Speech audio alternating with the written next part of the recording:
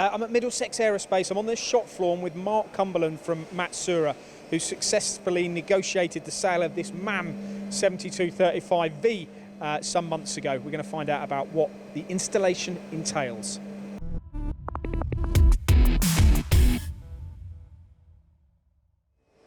Mark, I opened up this video by saying you successfully negotiated the sale of this machine, but you don't need to negotiate these days, do you, with the quality and the performance of a Matsuura? I think Don would have a different view on that, but yeah, no, it's been a privilege to be able to supply this machine to Middlesex. And this is their first one in here, isn't it? What do you think it was that really drove them to purchase it?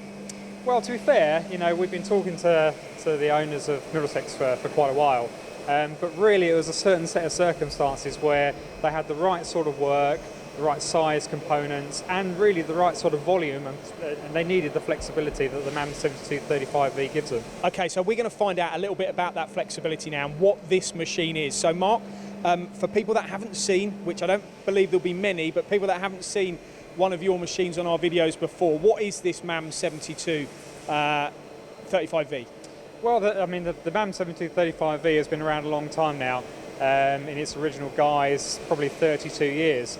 And really, it's a machine that just opens up people's eyes to unmanned manufacturing.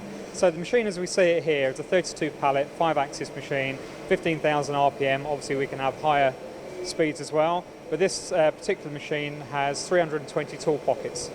That's a big factor, and we're going to see all of those as we tour this machine. That's what's going to happen in the next few minutes. Mark, this is the loading area, isn't it, to start with? So this is where the operator may spend, if you were running 24 hours a day, how long do you need a guy here for? Well, obviously, depending on the workpiece and the type of work you're doing, the way I try to look at it is you need 4 hours manning for 24 hours production. Now, those 4 hours may be in one single lot, or they may be spread out throughout the day, but the whole idea is that you react to the machine when it needs you, rather than the man being available for the whole of the time that the machine's running. The man only really needs to go to the machine when he needs to do something. Okay, now one of the things I always think with these machines and this technology is if you're running for that long, how do you maintain precision? So what would be the answer to that, Mark? Because this is it's a mechanical piece of equipment, it's going to be running long hours, generating lots of heat. How are you going to make the parts precise each time? Well, it's quite a good question actually, and it was one that Middlesex put to us very early on, because what they wanted to do was actually take a turned component with lots of very tight bores, very tight limits, and actually look at milling the whole part complete, which is what we actually do now. So we've taken a part which typically needed a man to load it and to look after it throughout the day, and we now run the machine completely unmanned on a 24-hour basis. But within the machine we have functionality such as spare tool selection, tool load monitoring, we do broken tool detection as well, but also the software that goes with the machine is looking at the tools, the pallets and the schedule that's been adhered to the machine to keep it running for as many hours as it can, but also then give the operator the information that he needs to then react to it as and when it needs it.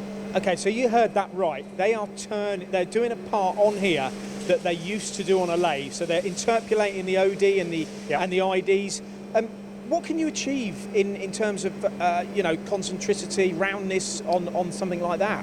Well, concentricity obviously very much down to what the drawing depicts. In this case, it's less than 10 microns, but you know, typically this machine will interpolate within 1.7 microns all day long. Wow. Okay, right. What I want to do is we're going to have a walk around the back of the machine. So we're going to look at not just the machining area, but what goes into the makeup of this Matsuura. Let's go. Now, it's important to say at this point we're unable to get some of the parts on camera because of the sensitivity of them. But what we can see is almost like the remnant, what is being made on this machine, isn't it? There's a lot of swarf coming off here, Mark. Yes, the machine is a very hungry animal to feed. You know, we tell all of our customers that they do produce an awful lot of swarf. So how do you manage things like that? Because it's one thing making the part and keeping that running for 168 hours a week, as Laurie told me, but everything coming backwards has got to work towards solving that too. It has. That's what we have here. I'm 100% confident that a Matsuura will run 24/7. Yeah, and it's all of the ancillary equipment that goes with it that helps it do that. On this machine we have a 1200 litre coolant system with auto drum filtration. We have separate clean tanks, super clean tank, and we only ever supply coolant to the through spindle from a super clean tank. So we clean the coolant going to the super clean tank rather than going to the machine, so we never ever then end up with any blocked filters in line back to the spindle. This is a really important part of production, isn't it? And often overlooked when buying a machine. People think if they can keep that spindle going, that's where it ends, but it doesn't. Yeah, and that's the misconception. You know, you can have a 5-axis machine, you can put a big tool magazine on it, you can put a robot to feed it, but the problem is, if you can't get the swarf out of it reliably and keep it coming out of the machine reliably, the machine will stop. So what have we? Obviously, this is a swarf conveyor, swarf bin. What have you got to just behind you here? What is this? So just behind me on the right, this is the super clean tank. So we pump from the clean side of the auto drum filtration. We pump through the 2 canister filters that we see here, and that then obviously goes through into the tank. And it's this tank here which has the coolant which is clean enough to then supply back to the machine through the spindle only. And all of this is supplied by you at Matsuura. Everything they've purchased here has been part of the package. Yes, the swarf system's designed for us, by us as well, so we know it works. Okay, the only other thing that always goes in my mind is not just about swarf giving you an issue, but if you haven't got enough tools. So let's go and look at the tool change. Okay.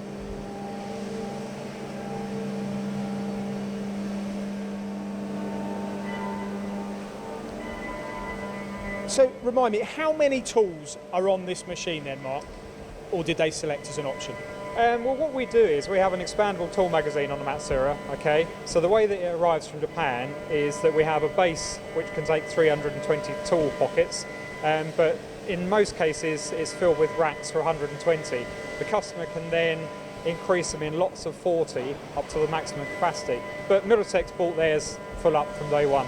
Okay, now, are they going to need that quantity of tools? When would you need that amount of tools? Can't tools these days do multiple operations? Well, they can, but obviously it depends on materials, yeah. You know, you might have a different 10mm end mill for cutting stainless or steels as opposed to cutting aluminium. So, you know, you can soon fill up a tool magazine. With 120, you can easily fill it up with a few jobs. But when you get to the position of adding more parts into the schedule, then you need the tool pockets to be able to supply that. And this is where sister tooling comes in for me with the unmanned run. This is what a lot of the tool stations may be occupied by, isn't it? Yes, we have a certain amount of sister tooling. Again, it depends on the materials that you're using. But yeah, you can have tool groups of however many tools you want of the same type. How much do you think this has changed their business, Mark, since this machine has been here? You know, what's it done for them? What's the feedback that you've been given by the customer? Well, to be fair, you know, this machine came in just at the beginning of the lockdown last year. And obviously, as we know, schedules were dropping. But this machine came in and it allowed them to carry on producing components at a time when maybe there weren't as many people around. But this machine really has come in and it has run 24/7. Now, this is a big company, but these aren't the only companies, or they're not the only size of companies that you're putting these machines, are they? We're going into lots of places where you probably couldn't fit 2 of them. They could just fit 1, but it's still a better option for them than maybe several different spindles. Is that the big argument for you? Is look beyond the fact that this is a big company. These can go anywhere. Yes, I mean this type of machine, you know, historically it's been the OEMs and the bigger subcontractors that have bought this type of machine. But in I'd say the last 6 months, most definitely in my area, we are attracting smaller companies, you know, maybe 1-2 man bands. You know, we've had 2 customers come to us recently that are less than 4 years old, and they've progressed to the point of buying this type of machine. But the real key to it is the fact that if you were looking at maybe having 2 single table 5-axis machines, you know, and a man to run that on a day shift, on a night shift, you know, you're still probably only getting 16 hours running out of it. But this machine will run 24/7, as we said from the start. If you can man this 4 hours a day for 24 hours production, that's the key to the success. And that's all very well in the smaller companies that are newly established, but how do they go about affording something like this, Mark? Can Matsuura help them? You know, they might look at the price tag and think, okay, you're getting a lot for your money, but it's still a lot of money. It is, yeah. Well, don't underestimate it. It is it's an expensive machine for sure, but the return on investment is massive. Yeah. If you have the work to fill this machine, as I say, compared to 2 single table machines, now you know a good quality single table machine, a pair of those is going to be the same price as this. but you don't need the man to stand in front of it all the time. As one of your colleagues and you say, these are very much a vending machine for manufacturers. It's a very hungry animal to feed. Very hungry animal, but you can grow your business yes. significantly by having yes, a machine. the return off of this type of machine is immense.